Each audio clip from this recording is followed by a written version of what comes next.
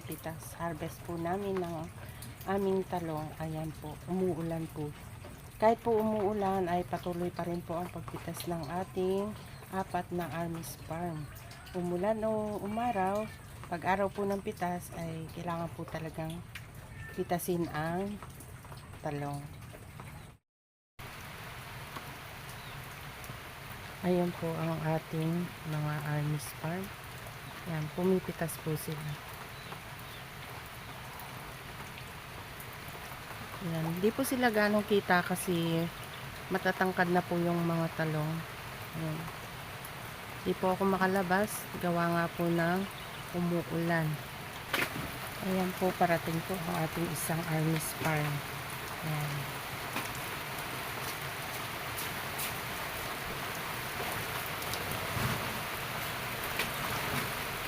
Bawa kayo mga damit. Ayan.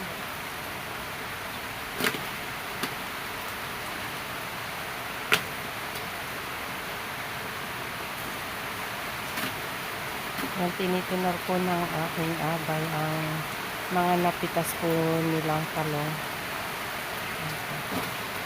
Ayun po yung good at saka ayun po yung sibinaga.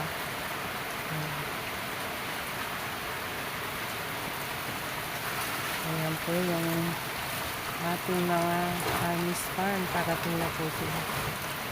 Lumalakas po yung ulan. Hindi ang katabar. Ganda-ganda ako. Ayan, papahinga po sila kasi sila po ay kakain na ng almusal.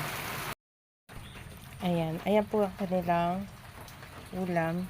Ayan po ang kanilang pagkain. Ang hinanda kong pagkain ay nilagang talong, puro, tsaka po torta.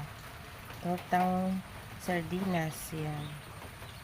Yan po ang almusal nila. At tsaka syempre dahil umuulan, sila po ay hinandaan ko rin ng kape. Mamaya ko po lalagyan ng tubig pag andyan na po sila.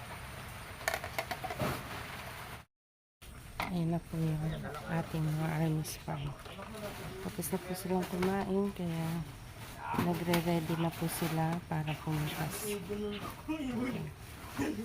May kusa. Tao pala.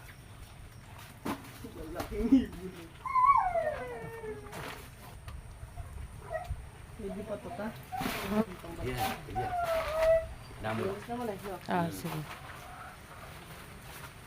Ito yung bunga. Galak yung siya. Small lang.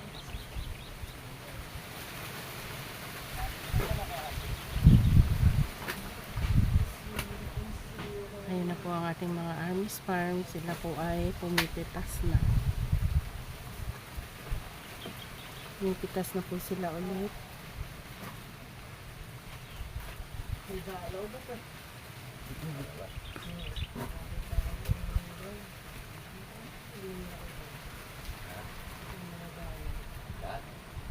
Sila po ay may daladalang sako para lalagyan po ng kanilang mga napitas na talong.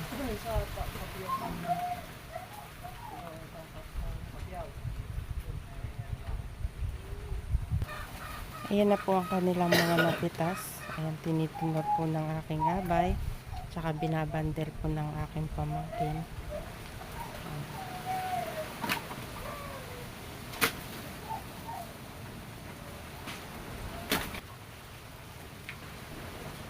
Ayan, so ganyan po magbandel ang aking pamangkin.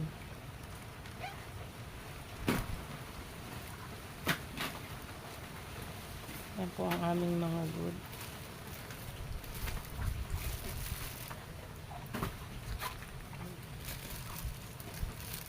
Ganyan po siya mag-bundle.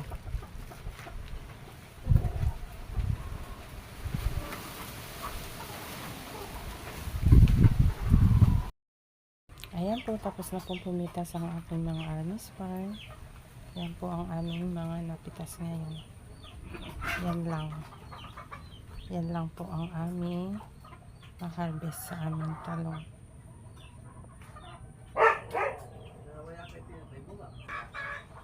Ito po yung good.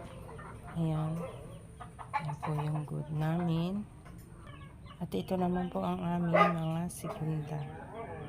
Ayan. Ayan po ang aming mga segunda.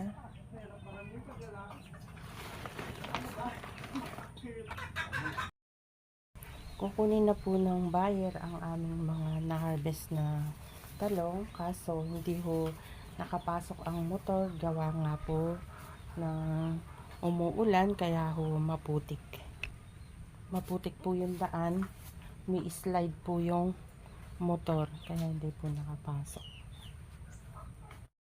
Ayan po, maputik po yung daan dito sa amin, lalo na po dun sa labasan, mas maputik po. Kaya ang aming na-harvest na talong ay sa badyaho ikakarga, tsaka po ilalabas, isasalin doon sa isang motor. Ayan po yung aking abay. Kakarga na po nila yung aming napitas na talong.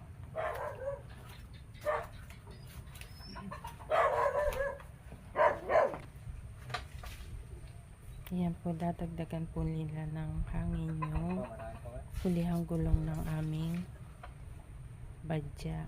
Ayan. Yan po ang aming badya ay kahit ho medyo maputik ay kaya po lumabas dun sa labasan. Kakarga po dyan at saka na lang po isasalin dun sa motor ng buyer.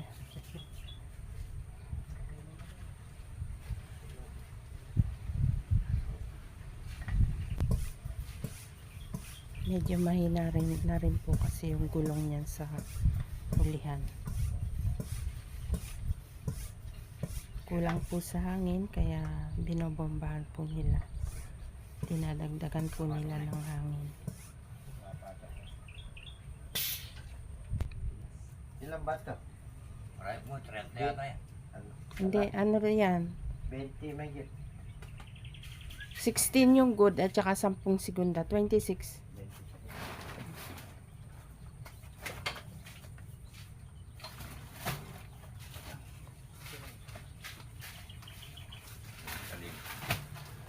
Tumiyat kayo dyan lang.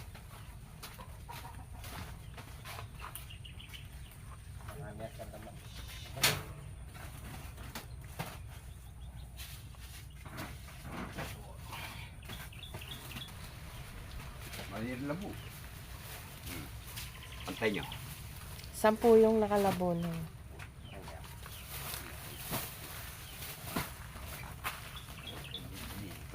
May isa pang small na da.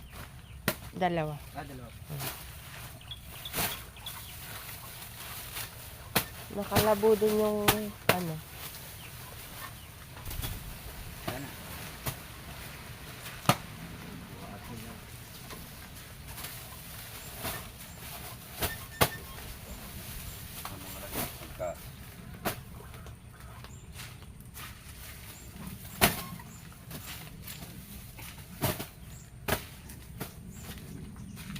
Tali mo na nito.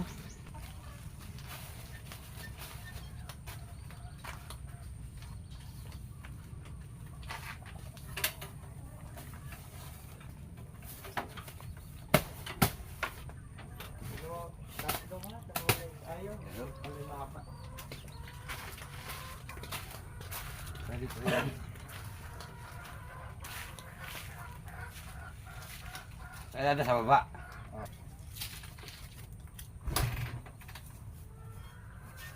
Kamu dia. Todo siapa kusnya, todo. Gue cocok. Todo. Dia todo.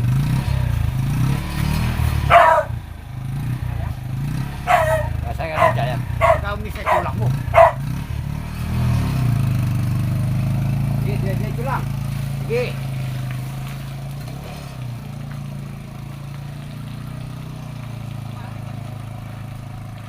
Ayan.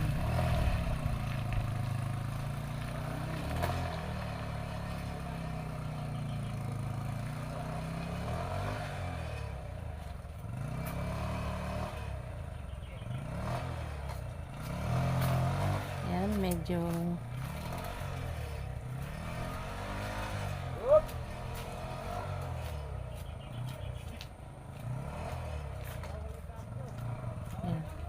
medyo nasabit po yung nabalaho po yung badya. Sumayad po yung